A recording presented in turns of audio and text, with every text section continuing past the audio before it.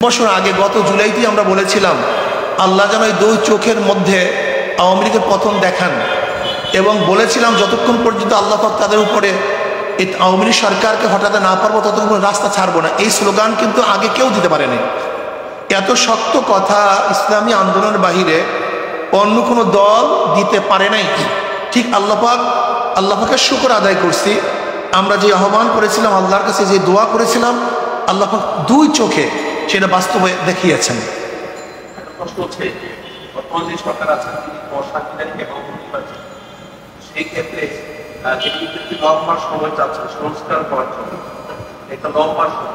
দেখেন লম্বা সময় চাচ্ছে, সেই লম্বা সময়টা জন্য যে আপনারা আসলে যে সবাই আলটিমেট বা সময় আপনার দলের অবস্থানটা কি, কত সময়ের মধ্যে আপনারা চাচ্ছেন নির্বাচন এবং রোডম্যাপ দেওয়ার জন্য? দেখেন, একটা কথা হলো আপনি যে কথা বলছেন অবৈধ, আসলে সরকার অসাংবিধানিক। দেখেন, গণ অভ্যুত্থানের মধ্যে যারা বিপ্লবের মাধ্যমে পরিবর্তন হওয়ার পরে সেইটাই সংবিধান হয়ে যায়। এরপরে সুপ্রিম কোর্ট তাদেরকে বৈধতা ঘোষণা দিয়েছেন। সুপ্রিম কোর্ট ঘোষণা দেওয়ার পরে আর আমরা এই কথা বলতে পারি না। বাকি হলো এই যে আমরা বলছি পরিবেশ সৃষ্টি হওয়ার সাথে সাথে, আর বলছি দ্রুত পরিবেশ সৃষ্টি করে আমাদেরকে জানানো হবে, একটা রুট ম্যাপ দেওয়া হবে যে এতদিনের মধ্যে আমরা একটা সুন্দর নিরপেক্ষ গ্রহণযোগ্য নির্বাচন উপহার দেব।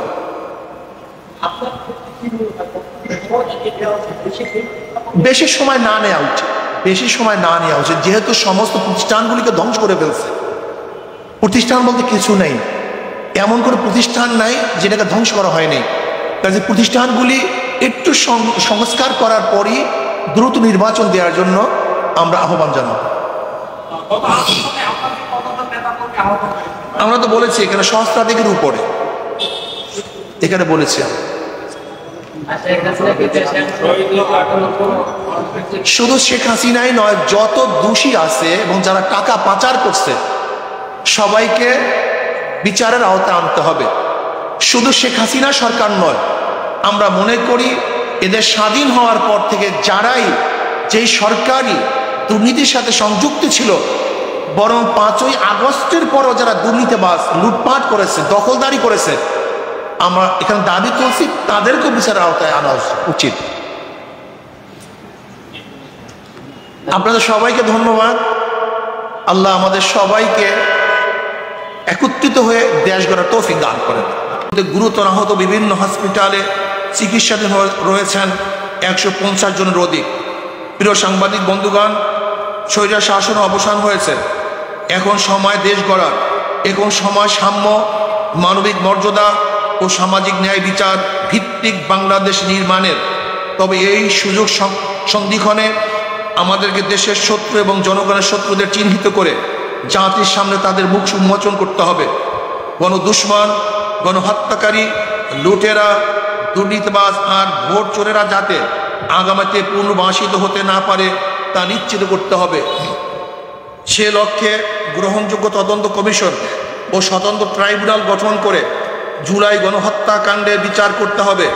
একই সাথে গত 16 বছরে সংগঠিত সকল রাজনৈতিক ও প্রশাসনিক হত্যাযজ্ঞ, গণহত্যা, গুম ও মানবাধিকার লঙ্ঘনের বিচার করতে হবে।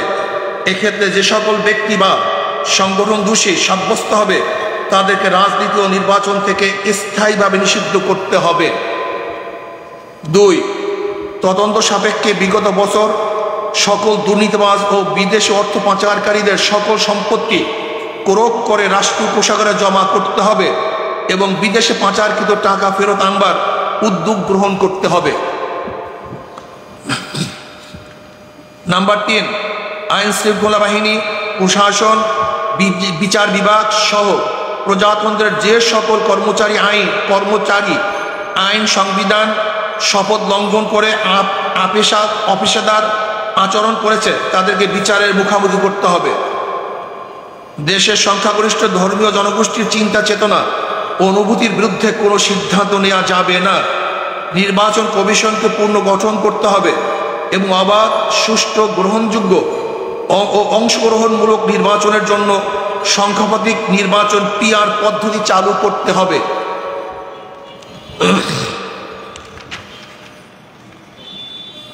6, আওয়ামী দুঃশাসনে বিগত 16 বছরে সবচেয়ে ক্ষতিগ্রস্ত হয়েছে এদেশের সাধারণ শিক্ষা খাতের মান ও নৈতিকতা। এই ক্ষতি দ্রুত সময়ের মধ্যে কাটিয়ে ওঠার লক্ষ্যে দেশপ্রেমিক শিক্ষাবিদ ও উলামায়ে কেরামের সমন্বয়ে একটি জাতীয় শিক্ষা কমিশন গঠন করে প্রয়োজনীয় পদক্ষেপ গ্রহণ করতে হবে। 7, গ্রাম পুলিশকে জাতীয়করণ করে তাদের সম্মানজনক বেতন ও ভাতার ব্যবস্থা করতে হবে। প্রিয় সাংবাদিক বন্ধুগণ,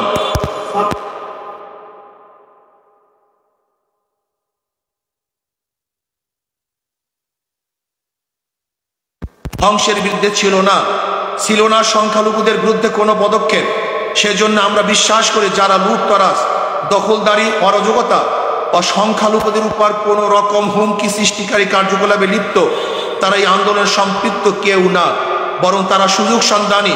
সুতরাং আমরা বর্তমান অন্তর্বর্তীকালীন সরকারকে এই সকল অরাজকতা সৃষ্টিকারীদের প্রতি কঠোর পদক্ষেপ নেওয়ার আহ্বান করছি।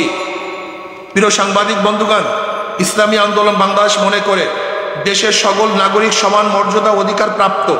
ধর্মের কারণে কাউকে আঘাত করা বা কাউকে প্রতিপক্ষ বানানোকে ইসলাম ও রাষ্ট্রীয় আইনও সমর্থন করে না, আমাদের আন্দোলনের চেতনা ও সমর্থন করে না। সেজন্য বলবো, দেশের সংখ্যালঘুদের প্রতিটি উপাসনালয় ও ধর্মীয় স্থাপনায় সিসি ক্যামেরার ব্যবস্থা করুন। উপরোক্ত লক্ষ্য বাস্তবায়নের জনমত গড়ে তুলতে আমাদের কর্মসূচি 21 থেকে 31 আগস্ট 2024 দেশের সকল জেলা মহানগরে তৃণমূল দায়িত্বশীল সম্মেলন। 2, 1 থেকে 10 সেপ্টেম্বর 2024 দেশের সকল থানায় থানায় গণসমাবেশ। প্রিয় সাংবাদিক বন্ধুগণ, পরিশেষে আবারও গণ অভ্যুত্থানে জীবন দানকারী ও আন্দোলনে সম্পৃক্ত সকলের প্রতি শ্রদ্ধা জানাচ্ছি। আল্লাহ হাফেজ। সামাজিক বন্ধুগণ, এই বক্তব্যের প্রেক্ষিতে বা বর্তমান রাজনৈতিক প্রেক্ষাপটে যদি আপনাদের কোনো জানা থাকে, প্রশ্ন থাকে, আপনারা প্রশ্ন করতে পারেন।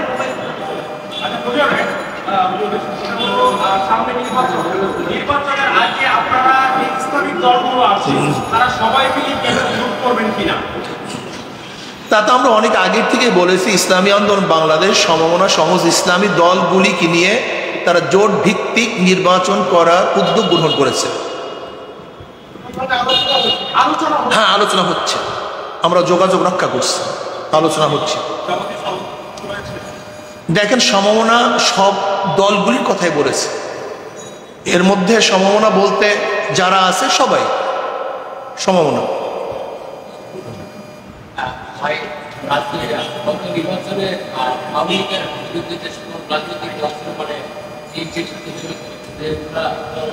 রাজনৈতিক নির্বাচন প্রদান করছে, সেক্ষেত্রে আপনারা বলছিলেন, আমরা দেখছি যে সকল কর্মসূচি যখন অন্যান্য দলগুলো একসাথে মানে কর্মসূচি দেয় আওয়ামী লীগের বিরুদ্ধে, আমরা দেখি যে কিছুদিন পর আপনারা সেই কর্মসূচিটা আপনারা হয়তো আপনি খেয়াল করেন, ইসলামী আন্দোলন বাংলাদেশ সর্বপ্রথম এই স্বৈরাচার আওয়ামী লীগকে হটাবার জন্য শপথ গ্রহণ করেছিল।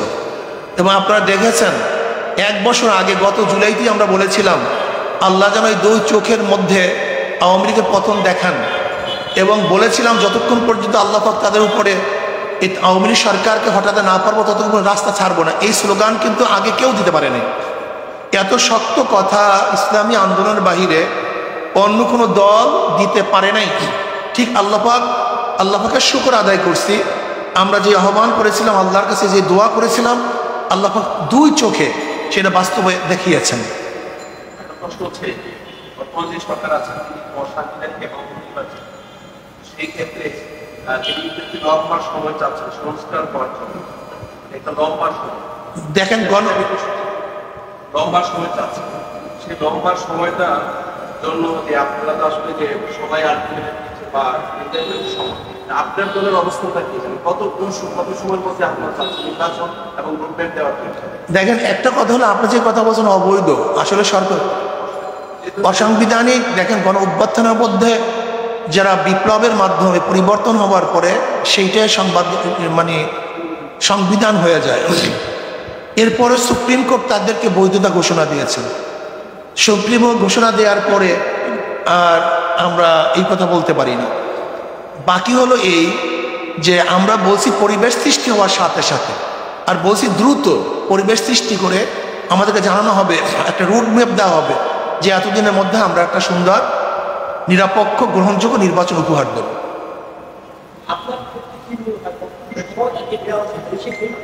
বেশি সময় না নেওয়া উচিত, বেশি সময় না নেওয়া উচিত, যেহেতু সমস্ত প্রতিষ্ঠানগুলিকে ধ্বংস করে ফেলছে।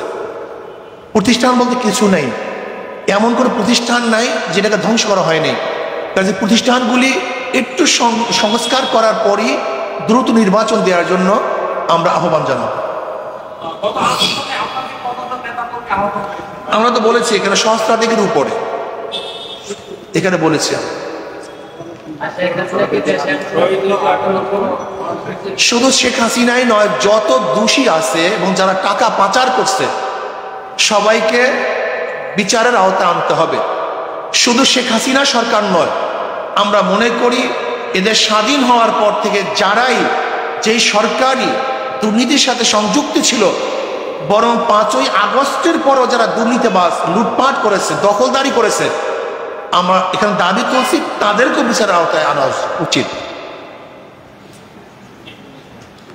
আপনাদের সবাইকে ধন্যবাদ।